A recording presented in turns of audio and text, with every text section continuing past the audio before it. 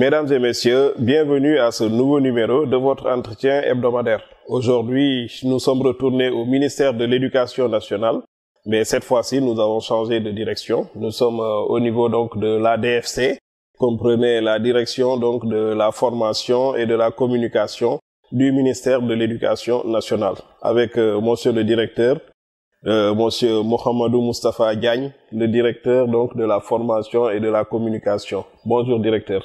Bonjour Amadou, c'est un plaisir de discuter avec vous. Le plaisir est partagé, donc et merci beaucoup de nous avoir reçus dans votre bureau. On va parler, chers téléspectateurs, de l'actualité de l'école, qui est marquée ces temps-ci par l'événement, le malheureux événement de Rufisque, qui est marqué aussi par un malheureux événement qui s'est passé à Kébémer, qui est marqué aussi par les examens qui ont été repoussés. Donc voilà, et toutes ces choses-là donc qui forment l'actualité de l'éducation. Donc nous parlerons aussi un peu de la DFC, le rôle de la direction de la communication, de la formation et de la communication donc du ministère de l'Éducation. Parce qu'ils sont en train de jouer un rôle très important. Ils sont en train d'abattre un travail très important sur le terrain et malheureusement donc beaucoup de gens donc ne savent pas ce qui se passe parce que au niveau du système éducatif, la particularité c'est que tout est concentré au niveau donc de la direction de la DEMSG, de la DE, parce que là de la DEPS, parce que c'est là où on trouve les résultats. Mais chers téléspectateurs, c'est un ensemble. Et si on voit les résultats à ce niveau, ou s'il y a des problèmes à ce niveau, donc c'est souvent, s'il y a résultat, c'est parce que d'autres directions aussi ont bien travaillé donc avec ces trois directions, donc opérationnelles. S'il y a des problèmes aussi, souvent, sachez qu'il y a d'autres directions, d'autres services du ministère qui travaillent donc à régler donc ces problèmes-là. Et la DFC en fait partie de ces services qu'on voit pas souvent, mais qui abattent un travail extraordinaire, n'est-ce pas? Bon, on va commencer par les examens qui ont été repoussés. Monsieur le ministre de l'Éducation nationale a sorti un communiqué. On vous a entendu également au niveau des médias. Pouvez-vous revenir un peu sur ce qui a prévalu à ça? Est-ce la pression ou est-ce que vous avez jugé que c'était vraiment utile de repousser? Oui, merci Diego. Je voudrais saluer tous vos téléspectateurs et me réjouir que vous ayez choisi la DFC, qui est une direction technique du ministère de l'Éducation nationale, pour nous exprimer sur un certain nombre de questions et de problématiques donc, liées à l'actualité de l'éducation. Sur le report des examens, vous savez, reporter des examens, ça ne se fait pas sur un coup de tête. Évidemment, nous avons, et lorsque maintenant vous managez des hommes et des femmes au XXIe siècle, vous êtes obligé de les écouter. Parce que tout ce qui se fait pour moi, évidemment, doit se faire avec moi. C'est ça le management du XXIe siècle. Mais avant qu'il n'y ait que des voix se lèvent pour demander le report, nous avions envisagé le report, puisque c'est une année particulière qui a démarré au mois de novembre et pendant 2 mois, dans les écoles, il a été procédé à des révisions et à des remédiations, puisque vous n'êtes pas sans savoir que les classes intermédiaires ont été fermées donc à partir du 16 mars et n'ont rouvert que donc, au début de l'année prochaine, de novembre, pour l'année scolaire 2021. Voilà, nous avons fait l'analyse, nous avons fait également, nous avons procédé à une remontée des données pour voir les progressions, si elles étaient harmonisées, pour voir s'il y a des progressions, s'il y a des retards. Toutes ces informations nous ont permis donc de demander au ministre de l'Éducation nationale de décaler les examens pour donner donc un maximum de chance aux apprenants. Puisqu'il ne sert à rien d'organiser des examens alors que les programmes ne sont pas terminés. Et tout le monde peut comprendre qu'une année qui commence au mois de novembre puisse Ils vont terminer au mois d'août. Donc, est-ce que vous voulez dire par là qu'avant même qu'on entende donc ces voix qu'on a entendues, donc voilà, au niveau de la presse, qui ont demandé donc à autre et intelligible voix, donc pour que ça soit repoussé, vous étiez déjà en réflexion au niveau du ministère? Mais absolument. Vraiment, il n'y a pas de pression qui tienne. Ce qu'on appelle pour nous, ce que les gens disent, oui, pression, c'est pas une pression, c'est une demande. Et les élèves, les enseignants sont fondés à demander un report, puisque c'est des acteurs du système. Et c'est les principaux concernés. Maintenant, le ministère ne peut pas être sourd à ces demandes-là. Mais, quoi qu'il en soit, ce que je peux vous dire, c'est que avant que ces demandes ne soient exprimées, le ministère, donc, qui maîtrise bien son agenda, évidemment, regarder du côté des professions. Et c'est ça qui a déterminé le report. Et il n'y a pas de mal à reporter des choses, puisque nous sommes là pour exécuter ce qu'on appelle l'école de la réussite. Okay. Si vous trouvez que organiser au mois de juillet les examens pourrait conduire à des échecs de masse, parce que les élèves, les apprenants n'auront pas donc suffisamment appréhendé les programmes, évidemment, on les décale pour leur donner toutes les chances. Alors, vous avez décalé, et il se trouve que comme l'année dernière, parce que l'année dernière, c'est en plein hivernage que les examens se sont déroulés, n'est-ce pas, chers téléspectateurs? Donc cette année aussi, on risque d'avoir la même chose. L'année dernière, on a vu des élèves en classe d'examen patauger. Donc le jour du CFE, par exemple, dans l'eau, donc voilà, pour faire leurs examens. Cette année, ça risque pas d'arriver. En vérité, ce qui s'est passé, ça c'est une vue de l'esprit. Il y a une seule école à Pékin où on a constaté cette situation-là. Et je rappelle que les centres d'examen qui sont choisis ne sont pas choisis sur des sites inondables. L'école, je pense, à Pékin-Est, n'était pas inondée. C'est le quartier qui a été inondé, et les populations, pour évacuer l'eau, ont donc percé les murs de l'école. C'est ça qui s'est passé. Et ça s'est passé à la dernière épreuve.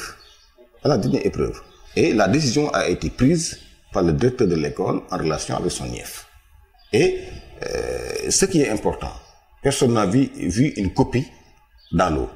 Personne n'a vu un élève se noyer. Personne n'a vu un élève se noyer. Donc il ne faudrait pas aussi... il y a eu beaucoup de manipulations avec les vidéos, mais c'est ça la vérité. Ailleurs, personne n'a vu une classe qui est inondée ou une école. Nous avons suffisamment d'écoles quand même pour ne pas aller nous installer dans des sites qui sont inondables. Ça, ce n'est même pas...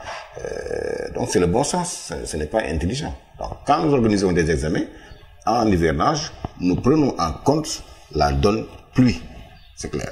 Maintenant, de tout le temps, nous organisons des examens dans l'hivernage, puisque c'est au niveau des zones sud-est. La mousson apparaît très tôt. Donc, à partir du mois de mai, mois de juin, les pluies commencent. On y organise des examens.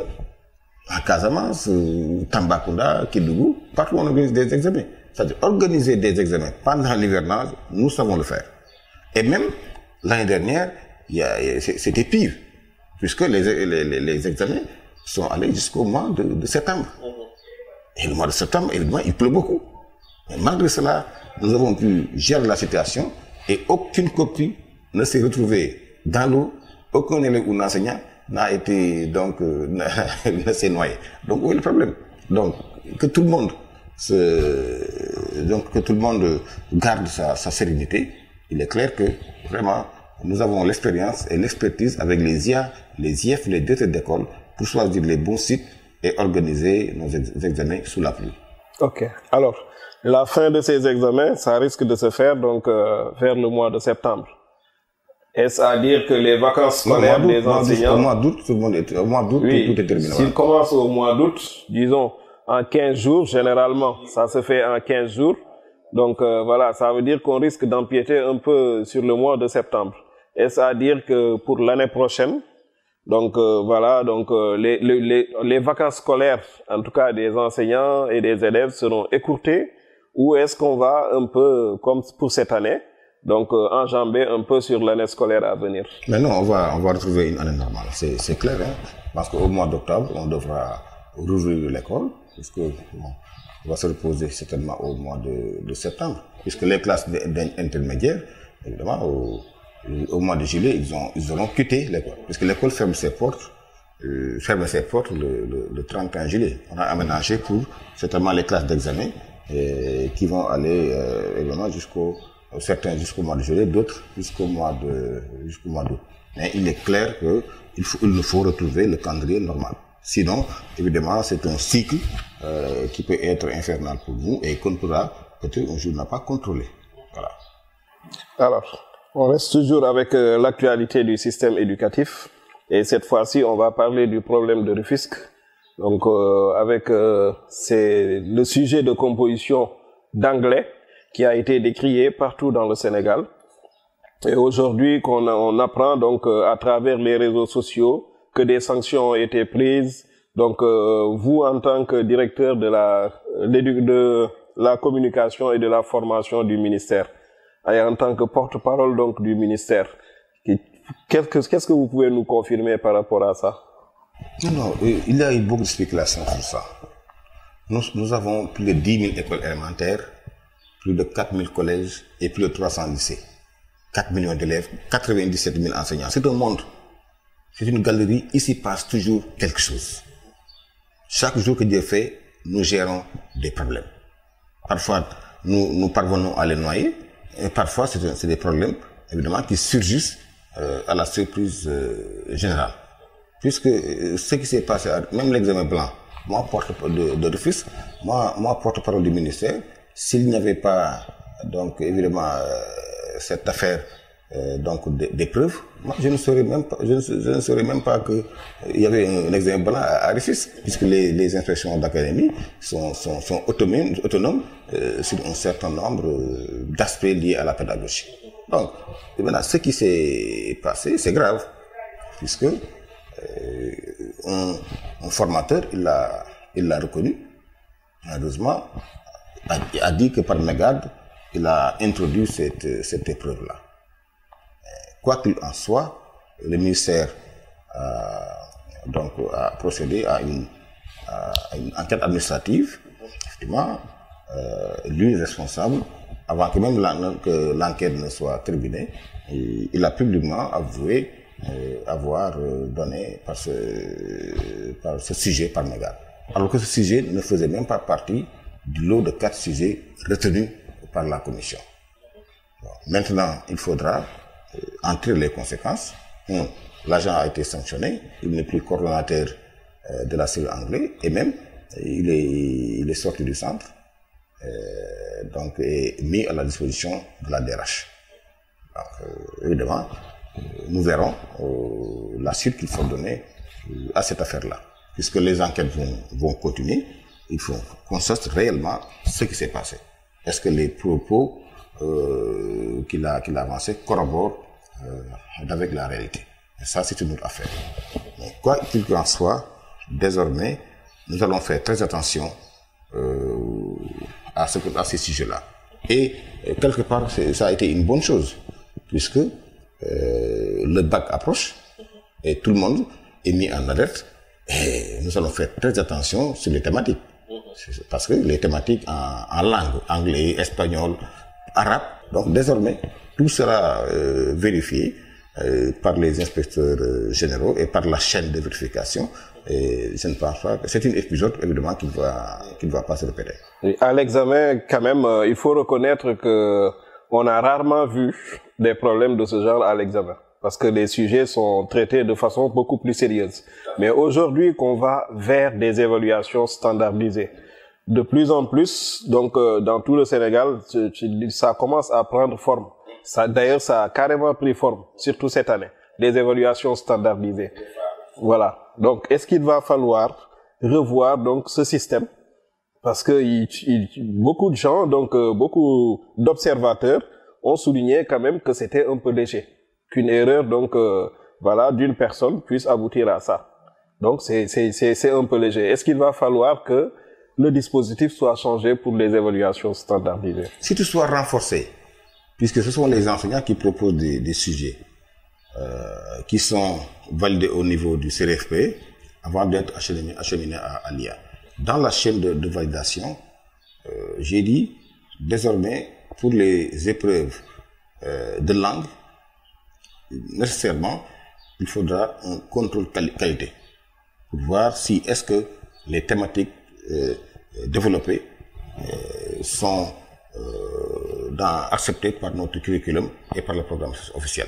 Ça, vraiment, désormais, on va vérifier ça.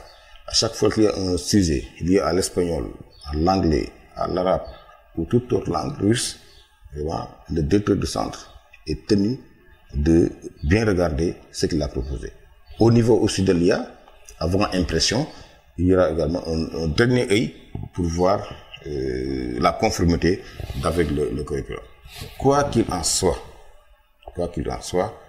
il n'a jamais été question d'introduire l'homosexualité dans le programme officiel ou même l'éducation sexuelle. Ce que nous enseignons, c'est la santé de la reproduction. Point. L'éducation sexuelle et l'homosexualité sont des thématiques qu'on ne peut pas introduire dans notre référentiel, puisque la loi d'orientation 91-22 ne le permet pas. Parce que cette loi d'orientation dit clairement que donc nos curricula, nos programmes officiels doivent strictement être donc inspirés par nos us, nos coutumes, nos religions. Donc ça, c'est un chapitre qui doit être clos. Le président de la République l'a dit partout, le ministre de l'Éducation nationale l'a réitéré. Je le redis ici, pas d'homosexualité dans l'école sénégalaise. Ok. Donc, cette page, on peut espérer que cette page sera bientôt tournée. Maintenant, ce qui va se passer, évidemment, il y a des lobbies qui s'activent pour interdire un peu partout dans le monde la légalisation de l'homosexualité, la promotion. Ça, personne ne peut l'empêcher parce que c'est des gens qui ont beaucoup de pouvoir, beaucoup d'argent.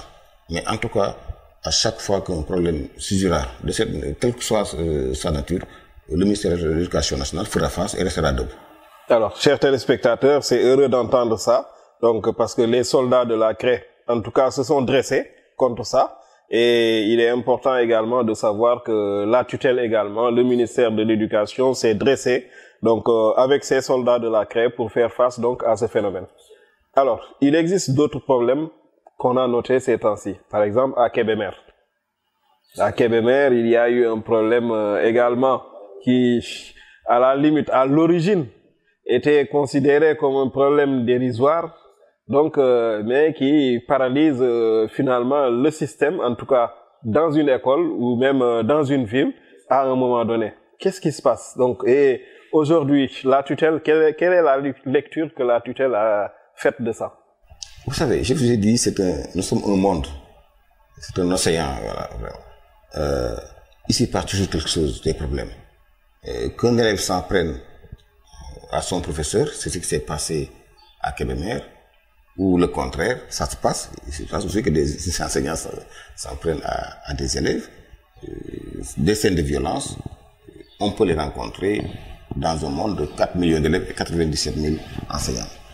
Je pense ensuite que, malheureusement, parfois, comme c'est le cas à Ziguinchor, l'élève a des antécédents cliniques. On dit que peut-être que ce n'est pas encore vérifié, mais plusieurs sources sont revenues pour corroborer cette thèse-là, que chez l'élève, évidemment, il a des problèmes de santé mentale. Donc, je suis intervenu, j'ai demandé aux collègues de ne pas porter plainte, donc c'est ce qu'elle avait accepté. Malheureusement, ensuite, le problème a ressurgi. Au niveau académique, il tente de gérer. Nous avons alerté également le ministère de l'Éducation nationale qui a dépêché aujourd'hui même une délégation conduite par ses conseillers, et nous espérons que avant la fin de la journée, nous trouverons une solution acceptée par tout le monde. Mais, directeur, est-ce que ces problèmes-là ne reposent pas le problème donc du management des structures de l'éducation? Je veux parler des écoles, je veux parler aussi donc des IF, des IA, Donc, est-ce que c'est pas ce problème qui ressurgit? On a vu que les syndicats avaient une revendication qui consistait à ériger un corps des administrateurs scolaires. Est-ce qu'aujourd'hui, on ne devrait pas retourner à ça? Oui, la formation des chefs d'établissement, des directeurs d'école, des principaux et proviseurs de lycée, principaux de collège, est une préoccupation du ministère de l'Éducation nationale. Puisque l'enseignant quitte une position debout, et donc arbore une position assise, sans encadrement, sans renforcement de capacité. Nous en sommes conscients. Nous avons commencé un certain nombre de formations, parfois même initiées à la base. Récemment à Canel, il y a eu une formation des chefs d'établissement. Il y a une autre il y a 2 ans avec leur collectif, le collectif des chefs d'établissement. Avec le programme IFADEM, nous comptons former 10 000 directeurs d'école, évidemment. Je pense que l'année prochaine, nos priorités iront donc à l'endroit des chefs d'établissement et des directeurs d'école, puisque nous reconnaissons qu'ils ont besoin de formation. Mais ça aussi, le problème, c'est que c'est ce qu'on appelle la gestion démocratique. La façon dont les gens sont nommés à des postes, et ça ne se passe qu'au ministère de l'Éducation nationale, pose problème. Maintenant, nécessairement, il y a une revendication liée au corps des administrateurs scolaires, et là, également, il y a une incompréhension, puisque nous ne voudrions pas également que ces revendications-là fassent générer un autre type de revendication qui débouche sur des indemnités. Parce qu'il parle de corps, parle d'indemnités. Tout ça, c'est des problématiques. Au-delà même des indemnités, est-ce que c'est pas un corps qui risque de vider les classes? Mais même étant donné que si vous dites administrateur scolaire, même des agents qui ne sont pas enseignants pourront aller se faire former. Nous avons eu à en parler avec Monsieur Saouroussen, que nous saluons au passage. Donc déjà, quand on sait que les comptables matières, l'intendant, donc tout ça, ça fait partie donc du corps des administrateurs scolaires. Si tout ce monde-là doit être sorti des classes pour aller vers ce corps-là, est-ce que ça risque pas de poser un problème? C'est ça que je dis. Bon, c'est une donnée à plusieurs vitesses. Il faut faire très attention. Je dis même que la gestion de l'école même pourrait échapper même aux enseignants. Puisque celui qui est formé pour administrer va aller administrer les écoles. Et qu'est-ce qu'on va faire de tous ceux qui n'ont pas été formés? Donc allons-y doucement. La préoccupation majeure, c'est la formation et le renforcement de capacité.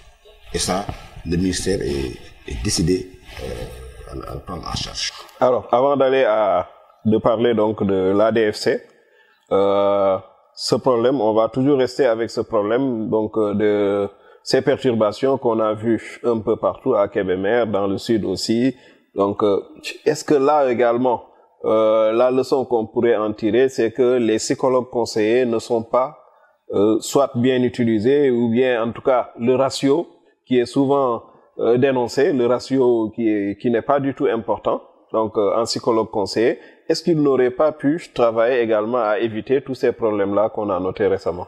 Oui, absolument. Je suis d'accord avec ça. C'est le ratio qui pose problème. Parce que partout, nous avons des déficits. C'est pourquoi nous avons engagé le recrutement de 5 000 enseignants pour cette année.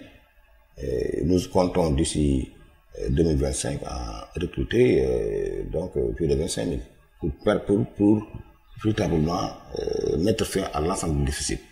Surtout ce corps des psychologues conseillers qui aiderait à apaiser le climat social dans les écoles. Puisque partout où il y a des humains, ils ont besoin d'être assistés psychologiquement, socialement. Nous sommes d'accord là-dessus et le ministère en a conscience et certainement des décisions seront prises dans le sens donc d'augmenter le recrutement des psychologues conseillers. chers téléspectateurs, je vous rappelle que nous sommes avec Monsieur Mohamedou Moustapha Diagne, qui est le directeur de la formation et de la communication du ministère de l'Éducation nationale. Donc, cette direction, on en entend parler souvent quand il y a des problèmes dans le secteur de l'éducation, n'est-ce pas? Malheureusement. Donc, voilà, sinon, c'est à chaque fois qu'il s'agit de formation, on pense automatiquement au CRFPE qui existe dans toutes les régions. On pense à la FASTEF. Est-ce que vous, au niveau donc de la DFC, vous travaillez avec ces organismes-là? Oui, là, ce qui se fait dans les CRFPE émane de la DFC. Malheureusement, vous avez raison, à cause de la communication, à cause du porte-parole, mais évidemment, tout le monde pense qu'on ne fait que communication. Et pourtant, ce que nous faisons en termes de formation est beaucoup plus important que même la communication. Mais évidemment, il y a beaucoup de visibilité dans la communication. Nous, au niveau de la DFC, nous gérons la formation initiale comme la formation continue qui se passe dans les CRFPE. Donc, nous gérons également ce qu'on appelle le référentiel de formation, qui est unique. Avant la DFC, il y avait dans les anciens EFI, chacun y allait de par ses théories et ses moyens. Aujourd'hui, il y a un référentiel unique qui est enseigné dans les 14 CRFPE. Nous gérons donc cette formation initiale liée aux élèves maîtres. La formation continue également, aussi bien des instructeurs, des professeurs du moyen secondaire. Ça également, nous en faisons beaucoup parce que il y a beaucoup de sortes chaque année. Les formateurs donc organisent donc des tournées sur l'ensemble des écoles pour encadrer les collègues donc du primaire, du préscolaire, mais également du moyen secondaire. Nous faisons également d'autres types de formations parce que nous avons formé l'ensemble des BRH des 59 IF et des 16 IA. Nous avons également formé les chargés de communication des IF, des IA, des CRFP. Donc, c'est énorme ce que nous faisons, même sur les questions émergentes, puisque aujourd'hui, nous formons un enseignant polyvalent. Donc, sur toutes les questions émergentes, nous avons ouvert le référentiel de formation, même les questions également liées à l'inclusion. Donc, c'est des questions sur lesquelles nous formons les enseignants pour en faire des enseignants polyvalents. Avec l'UNESCO, par exemple, nous avons développé beaucoup de modules pour donc l'EBJA, l'éducation de base des jeunes et des adultes. Nous faisons beaucoup dans l'alphabétisation. Avec le programme IFADEN, par exemple, nous avons formé presque 1500 instructeurs adjoints avec des tablettes. On va acheter des tablettes pour chaque instructeur adjoint, pour les tuteurs, les superviseurs. Nous allons donc former bientôt une cohorte de 2000 enseignants, tous dotés de tablettes. Puisque maintenant, la formation elle est hybride, c'est mi-présentiel, mi-distanciel. C'est dire que nous faisons énormément et j'en oublie. Nous faisons énormément de choses, mais malheureusement, à cause des perturbations liées aux revendications, aux chocs endogènes comme exogènes, nous sommes obligés de monter les créneaux. Il y a même d'autres qui pensent que nous sommes des choses de l'information et de la communication, alors que c'est la formation et la communication. Effectivement. Alors, une dernière question. Il s'agit d'une inquiétude des établissements privés. Donc, les chefs d'établissements privés sont très inquiets. Pourquoi? Parce que le ministère de l'Éducation, l'État du Sénégal, a décidé de recruter en masse des enseignants. Et ils ont peur de perdre leurs meilleurs enseignants. Aujourd'hui, est-ce que le ministère a pensé à ça? Bon, moi, ce que je rétorque d'abord, c'est si beaucoup d'enseignants veulent quitter le privé, c'est certainement une question de motivation. Il faut d'abord commencer par bien payer les enseignants permanents, puisque souvent les vacataires ou les prestataires de services, qu'on appelle le kharmat, eux, ils travaillent, ils sont payés à l'heure, ils sont dans le public. Mais les enseignants permanents doivent être bien payés. C'est surtout au niveau de l'élémentaire qu'ils s'inquiètent. Et malheureusement, est-ce qu'ils ont ces moyens qui leur permettent de bien les intéresser? Oui, parce qu'une école privée Bon, première année, deuxième et troisième année, ça peut ne pas marcher. Mais après la troisième année, ça monte crescendo.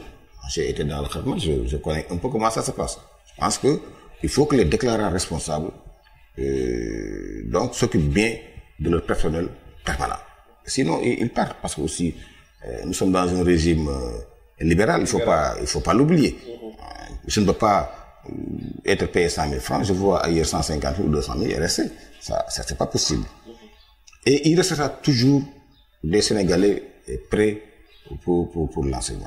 Parce qu'il faudrait peut-être, on pourrait envisager la formation d'étudiants qui sont inscrits ou de Sénégalais titulaires de diplômes qui sont inscrits dans la plateforme et qui certainement n'auront pas de chance.